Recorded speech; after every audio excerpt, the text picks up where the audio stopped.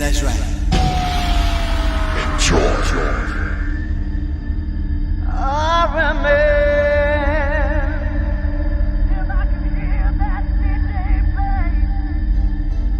Dr. Alban. Podcast. Hi. How are you? Good morning. Good morning, Dr. thank Alban. How is life in Sweden? Life is good, but the COVID thing is disturbing everyone, isn't it? Absolutely. No doubt about that. The COVID thing has changed the music and changed the kind of the way people are in the music industry a little bit, hasn't it? Because no one's out doing shows at the moment, and everyone's sort of locked at home or locked in their countries a little bit. So it's changed a little bit. Yes, it's changed everything. So how is Dr. Alban? How are you getting through this kind of process at this moment? Well, I'm okay. Staying home, washing hands, keeping the distance. It's really boring. It's kind of boring. But what to do? Not much to do. It's just to hold on to until I get the vaccine, which I'm hoping to get soon. Yeah. Well, I mean, I think the Sweden's quite they're quite behind some of the other countries in Europe, aren't they? In vaccination, yeah. Yeah, yeah.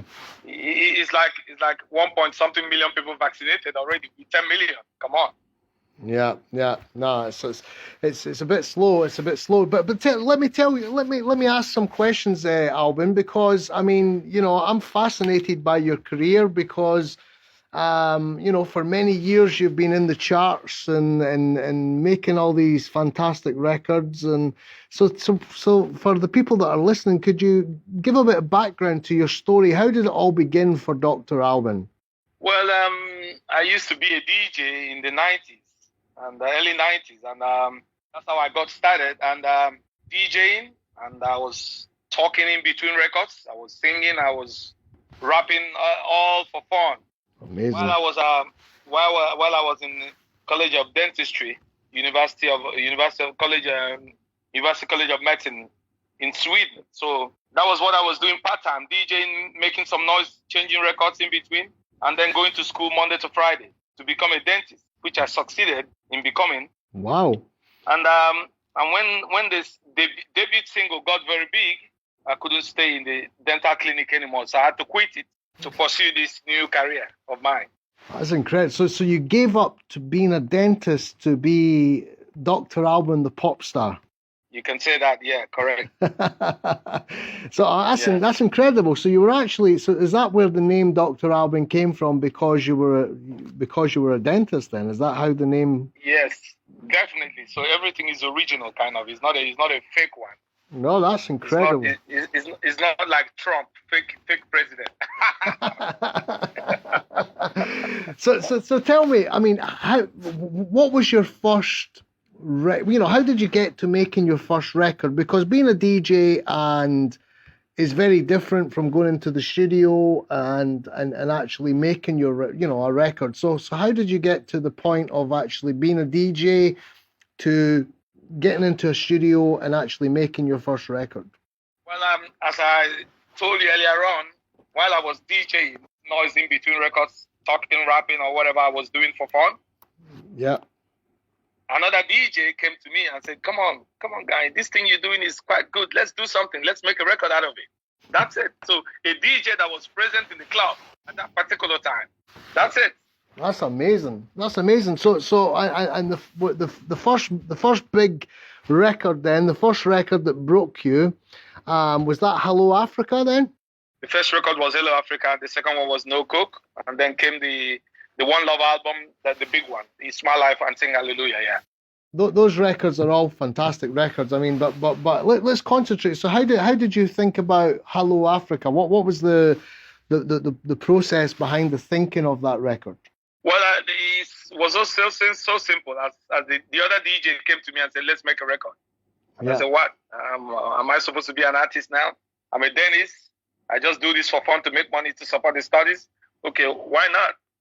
So we went into the studio. I thought, well, being an African, being in Nigeria, the topic, the lyrics has to focus on Africa.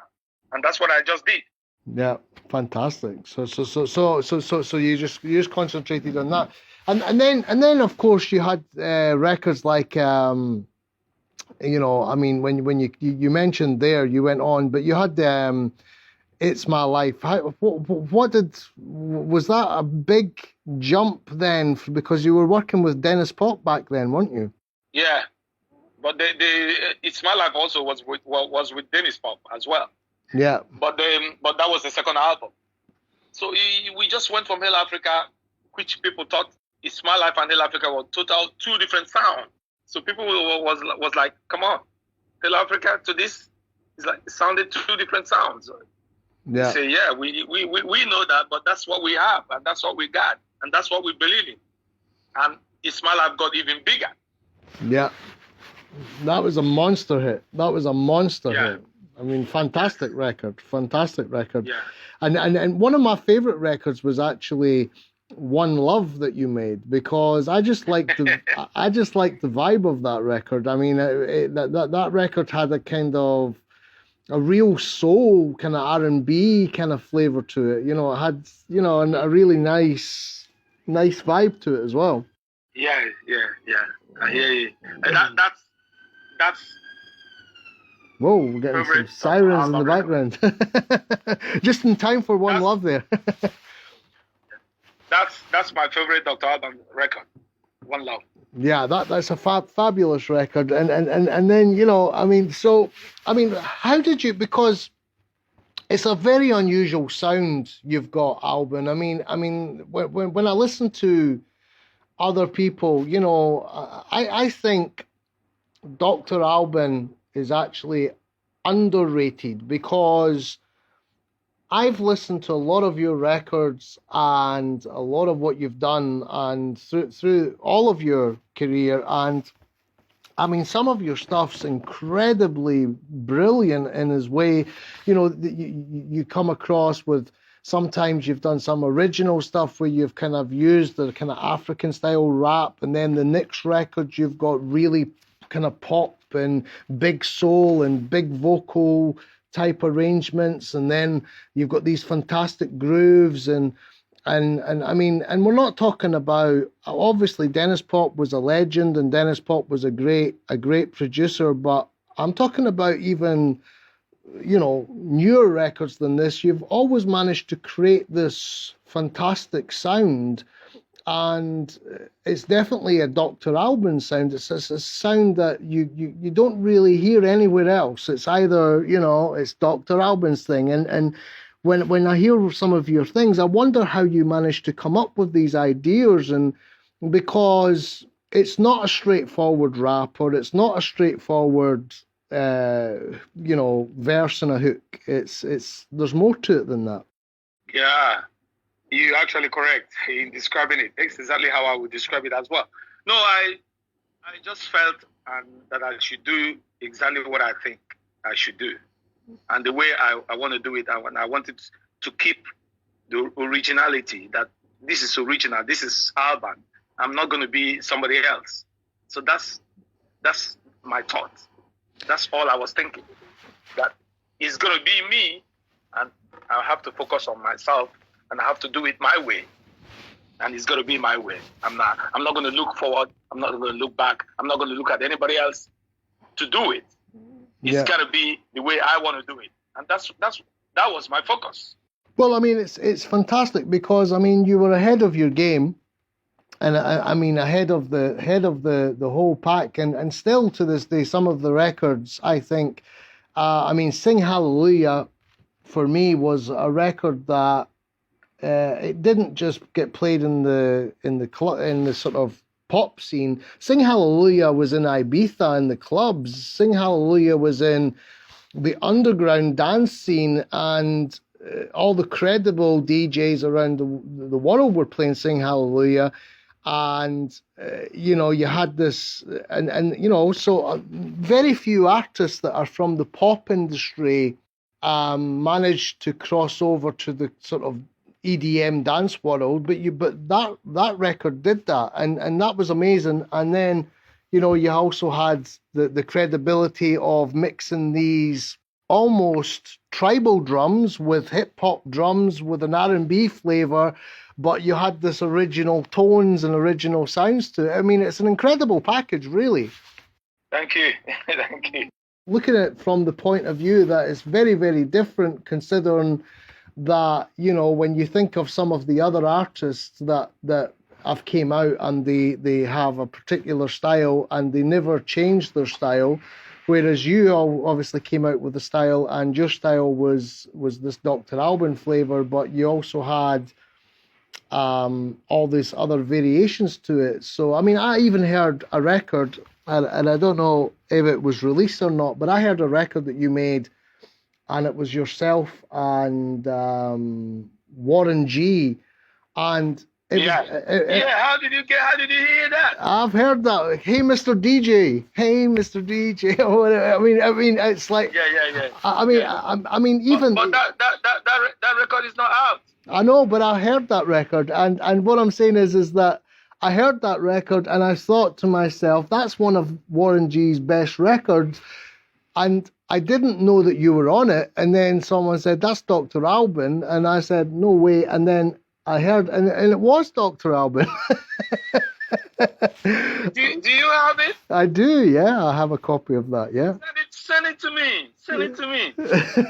You don't have that one? I don't have it. I recorded this with Warren G, but the deal was kind of floppy, so we didn't get to a point that we had to release it. Oh well, I have a copy. But probably he did it over there in the US. Yeah, well, maybe that's how. But yeah, I've got a copy of that. But that I mean, that isn't that amazing though, because it sounded to me like this is a hit record. This is absolutely a hit record, and you know, and yet again, it's not, because Warren G does what Warren G does. He's talking about coming to Sweden in the rap, I think, and he's talking about he's bringing rap to Sweden, kind of, and then you've got this, and it's got the girl on the chorus singing "Hey, Mr. DJ," and it's fantastic. Yeah. It's a great record. Please send it to me. I would like to have it as well. Oh, of course. So tell me then. I mean, you're in Sweden, and you've been in Sweden all your life. Has it been all your life you've been in Sweden, or? Yeah, I've been here over 35 years. Amazing. So what brought you to Sweden? Was it the dentistry thing? Was that the thing that took you? Yeah, I came all the way from Nigeria just to study there. That's amazing. That was my aim, and I was supposed to study dentistry, graduate, and go back, but it never happened. So what? Tell me about the sort of. I mean, you had Doctor Records as well. What was that all about, Alban? It was all about releasing my sound, my songs at any time I want, without nobody poking nose in it, without anybody telling me you have to do it now, you can't do it, and all that. That's where the song comes. Stop telling people how to run their business. It's my life. So it was all about having your own label. You can release, you can stop, you can do anything you want at any particular time. That's how I got started with Dr. Records. And I released other stuff as well, not only my stuff. I really did release other people's tracks and all that. And how did that go for you? How did it work for running a record label for yourself? It was good, very good in the 90s. But when all these internet thing came, then it was not good to run a record company anymore. When people were downloading here and there, internet, you can get anything anywhere, YouTube and all that, then it was not so good to run a record company. So I had to have it down, like. Yeah. You also had your studio in Sweden as well, didn't you? You had a recording studio and everything there over there. My what? You had a recording studio in Sweden as well, didn't you? Yeah. With the Dr. Records, the label, in the same building where we had the label, we had recording studios. We had 3 recording studios. Yeah. Amazing. And so, what's been your struggles? I mean, for people listening to this album, I mean, music students around the world that are learning the craft of music. They're working out what they're going to be, whether they're going to be an artist, a music producer, or whatever. What struggles have you had to go through to keep in the game, to keep in the business, to maintain the standards that you've managed to maintain through all these years? Well, it's been lots of struggle. Just as I told you, when the internet came, I had to do it the other way around. It became a lot of tours. I was touring every week. So it's been a lot of struggle, and it's been a lot of changes that I've made to sustain myself and to keep myself where I am now. But just as you said earlier on, most of the songs I did, they're like evergreen songs. They were like big songs. They're like songs that people, when you play them today, people still like them, like Sing Hallelujah. Yeah. They're big songs. They're evergreen songs. It's my life. So that has kept me also on top as well. The songs were very good songs. They were well written. They were well produced. They have also kept me now, up to now. No, that's great. And what advice would you give to people then that are starting out in the industry just now, Albin? Well, what I always believed in is originality. So do it your own way and don't look at anybody. Don't copy. Just do it your own way. Original. Be original. Be the only one. Yeah. Absolutely. Originality is the key to success. Absolutely. Absolutely. So, I mean, you've been doing a lot of 90s festivals all over Europe and everything before COVID. Yes. And how's all that going? Are you planning on getting back to doing shows again soon, or? Yeah, we just waiting for the COVID, all the vaccination and all that. I think we starting off in August. Okay. Hopefully, if everyone gets vaccinated by then, but we hopefully we'll be back in August. Well, that would be fantastic. That would be great. That would be fantastic. Yeah. So okay. So I mean, regarding records, then, I mean, what's your future plans for making music, and what are you planning in the future? Well, I've done so many records, so many albums. I'm not really into now. I'm gonna do a new album. No, I would love to do remixes. I would love to do remakes. I would love to do duets featuring somebody else, like the Warren G thing you just spoke about. Yeah. I would like to do some more duets. I would like to specialize more on duets than making a new brand new Dr. Alban. So working with other artists and collaborations and so on. Definitely. Fantastic. Albin, listen, thank you so much for your time. And this is great because, I mean, it's great for people to be able to hear you. And I mean, the music you've made is celebrated all over the world. And it's fantastic to have you on. And I wish you well. And I'll send you the Warren G track. Don't worry about that. And Thank you.